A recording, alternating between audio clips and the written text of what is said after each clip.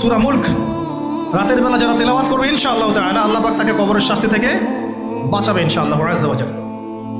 সূরা ইয়াসিন আপনার কোরআনের মগজ, প্রাণ, হার্ট, এটা যখন পড়বেন আপনি বুঝতে পারবেন কেন এটাকে হার্ট বলা হয়েছে। সূরা বাকারা যে ঘরে পড়া হবে সেই ঘর থেকে শয়তান পালিয়ে চলে যাবে। আমরা তো বাড়ি করলে হুজুর ডেকে আনি, তাই না? ঝাড়ফুঁক করাই, বাড়ি বন্ধ করি, তাবিজ করি, কত কি করি না? মাশাআল্লাহ, আসল কাজ করি না। একটা জায়গায় উঠেছেন, বাসায় উঠেছেন, নতুন বাসা, সূরা বাকারা তেলাওয়াত করেন। ব্যবসা স্টার্ট করেছেন, ওখানে সূরা বাকারা প্লে করেন বা তেলাওয়াত করেন। সূরা বাকারা যেখানে তেলাওয়াত হবে বরকত আসবে এবং সেখান থেকে শয়তান পালিয়ে যাবে ইনশাআল্লাহ তাআলা। অনেক ফজিলত আছে। সূরা কাফিরুন, ওই যে বললাম 1999 জন মানুষ জাহান্নামে যাচ্ছে, তাদের আমল নামায় কোন পাপটা কমন ছিল জানেন? তাদের আমল নামায় কোন পাপটা থাকতে পারে বেশি?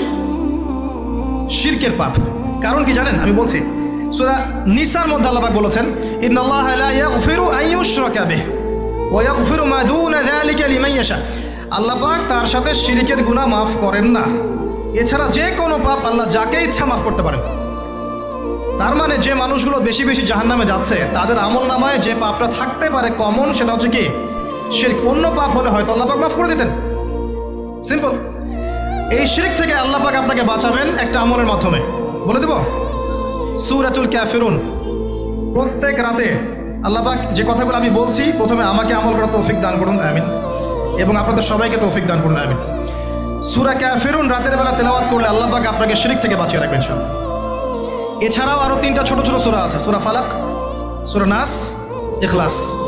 সকাল সন্ধ্যায় 3 বার করে, ফজরের পর 3 বার, মাগরিবের পর 3 বার। এটা বিকেলেও করা যায়, আসরের পরে করা যায়। আর ঘুমানোর সময় 3 পরে হাত দুটো একত্রিত করে ফু দিয়ে সারা গায়ে মাসাহ করে ঘুমাতে হয়।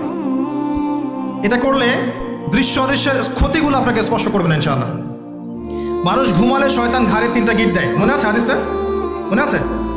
গিট দেয় এবং বলে তুমি ঘুমাও, তোমার সামনে লম্বা রাত। আবার গিট দেয়, তুমি ঘুমাও, তোমার সামনে লম্বা রাত। আবার গিট দিয়ে বলে তুমি ঘুমাও, তোমার সামনে লম্বা রাত। যদি আপনি 3 বার মাসাহ করেন ইনশাআল্লাহ তাআলা দেখবেন সকালে উঠতে আপনার সুবিধা হচ্ছে, এনার্জি পাচ্ছেন, আপনার মধ্যে জড়তা কাজ করবে না। এমন অনেক মুসলিম যুবক আছে কোরআন খুলে দেখেনি কখনো, বিশ্বাস করেন না? সিরিয়াসলি বলছি, এমন অনেক মুসলিম প্রজন্ম আছে যারা কোরআন খুলেও দেখেনি কখনো। তারা জানে কোরআন কয়েকটা দিন পড়তে হয়, কেউ মারা গেলে, কারো 40-এর দিনে, কারো কুলখানির দিনে, দ্যাটস অল। অথবা একটা আয়াতকে ছিঁড়ে নিয়ে কাগজের মধ্যে মুড়িয়ে এখানে মাদুলির মধ্যে ঢুকিয়ে দিবে, ব্যাস বরকত, তাবিজ। এভাবে তারা কোরআন নিচ্ছে জীবনে। এরকমও মুসলিম আছে, আল্লাহ পাক এদেরকে হেদায়েত করুন, আমিন।